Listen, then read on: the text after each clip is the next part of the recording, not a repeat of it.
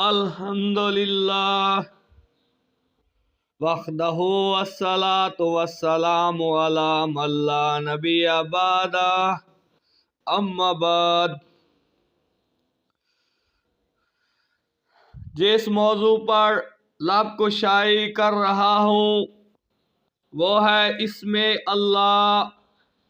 یوں تو اللہ تعالیٰ کے بہت سارے نام ہیں، لیکن ان میں سے لفظ اللہ ذاتی نام ہے، باقی نام صفاتی ہیں۔ یہ نام اس وقت بھی تھا جب کائنات میں کچھ نہ تھا، اور اس وقت بھی ہوگا جب کچھ بھی نہ رہے گا۔ یہ نام کائنات کی روح ہے اور جان ہے۔ یہ دنیا اس وقت تک قائم رہے گی جب تک کسی ایک زبان پر بھی یہ مقدس نام جاری رہے گا۔ اگر کوئی ایک زبان بھی اللہ اللہ کہنے والی باقی نہ رہی تو بساط عالم کو لپیٹ دیا جائے گا، آسمان کی کنت بلی بجا دی جائیں گی، پھولوں کے تبسم پر خزاں طاری ہو جائے گی، ہنسی صبحوں کی انگلیاں معدوم ہو جائیں گی، ٹھنڈی راتوں کا سکوت ختم ہو جائے گا، زندگی کے دل لبھاسے نظارے موقوف ہو جائیں گے۔ یہ نام ہر مذہب والی کی زبان پر ہے۔ کسی نے اسے پرمیشور کہہ کر پکارا، کسی نے الہار کہہ کر پکارا، کسی نے اسے برہم کہہ کر پکارا، کسی نے ہومز کہہ کر پکارا، کسی نے آہو مزدار کہہ کر پکارا، کسی نے یزدان کہہ کر پکارا۔ اگر گوش و ہوش کے ساتھ سنا جائے تو پھولوں کی مسکراہٹ میں اللہ اللہ ہے، چڑیوں کی چنچناہٹ میں اللہ اللہ ہے، پتوں کی سرسراہٹ میں اللہ اللہ ہے، اور کرنوں کی جگمگاہٹ میں اللہ اللہ ہے۔ اس نام کو جب حضرت آدم علیہ السلام نے زبان کیا تو ان کا اضطراب سکون میں بدل گیا۔ اسی نام ہی کی برکت سے حضرت زکریا علیہ السلام کے بڑھاپے کے خزاں میں یحییٰ علیہ السلام جیسا پھول کھلا۔ اس نام ہی کی تاثیر سے سیدنا ابراہیم علیہ السلام کے لیے دہتا ہوا ڈھلا ہوا گلشن بن گیا۔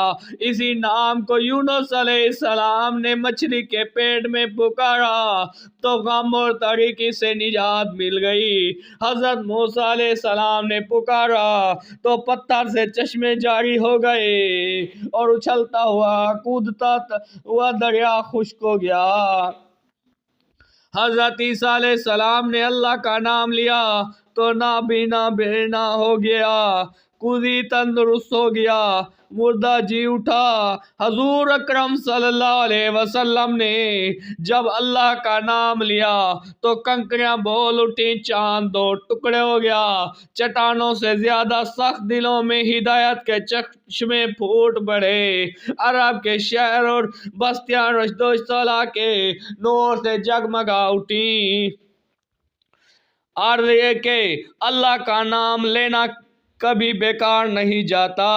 یہ ایسا مبارک نام ہے اور بامانی ہے کہ اگر اس میں سے کوئی حرف گرا بھی دیا جائے تب بھی اس کا معنوی حسن برقرار رہتا ہے۔ مثلاً شروع سے الف گرا دیا جائے تو للہ رہ جاتا ہے، جس کا معنی ہے اللہ کے لیے، اور اس میں کوئی شک نہیں کہ ہر چیز اللہ ہی کے لیے ہے۔ اگر لام گرا دیا جائے تو اللہ رہ جائے گا، جس کا معنی ہے معبود۔ قرآن مجید میں بھی یہ سب ہے، جس کا ترجمہ اور تمہارا معبود ایک معبود ہے۔ اور اگر الف اور لام دونوں کو حذف کر دیا جائے تو لہ باقی رہ جائے گا، جس کے معنی ہے اس کے لیے، اور اگر لام کو بھی حذف کر دیا جائے تو ہا ضمیر باقی رہ جائے گی، اور اس کا مضمون مرتجع ہے، اللہ تعالیٰ کی ذات کے سوا کون ہو سکتا ہے۔ ہر چیز سے ظاہر ہے، آسمان کی بلندی میں وہ، پہاڑوں کے جلالوں میں وہ، درختوں کے جمال میں وہ، ماضی اور حال میں وہ، مستقبل المال میں وہ، انسان کی زبان کال میں وہ، ذروں کی زبان حال میں وہ، دن کی روشنی میں وہ، رات کی تاریکی میں وہ، سورج کی کرنوں میں وہ، ستاروں کی چمک میں وہ، پھولوں کی چٹک میں وہ، کلیوں کی مہک میں وہ، عصافیر کی چہک میں وہ، سبزے کی مہک میں وہ، عبر کی دھمک میں وہ، زندگی کی دھمک میں وہ، لہروں کی لچک میں وہ، صحرا کے سنانے میں وہ، آبادی کے ہنگامے میں وہ، ملائکہ کے تسبیحات میں وہ، مجاہدین کی تکبیرات میں وہ، داؤد کے نغموں میں وہ، موسیٰ کی تختیوں میں وہ، کتاب موسیٰ کے اناجیل میں وہ، قرآن کے پاروں میں وہ۔ قرآن مجید میں تقریباً 2940 مرتبہ لفظ اللہ آیا ہے۔ انسان نے اسے غاروں اور ویرانے میں تلاش کیا۔